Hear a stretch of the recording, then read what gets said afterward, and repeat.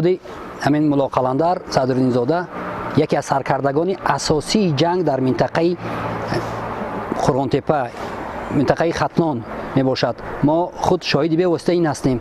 و می بینیم که همین ناآرامی هایی که آنها در این منطقه به وجود آوردند باعث خانه خرابی های زیادی مردم گردید. مردم را به سر و سامان کرد، از وطن به وطن کرد، از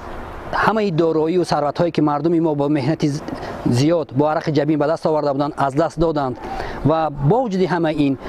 دولت ما با سیاستی خردمندانه خود آنها را برگردانید، با آنها امکانیت داد تا در وطن از سر نو صاحب همه چیز شوند، صاحب قصرها، خانه های زیاد، صاحب دارایی ها شوند. اما آنها هنوز هم که خود در اروپا هستند،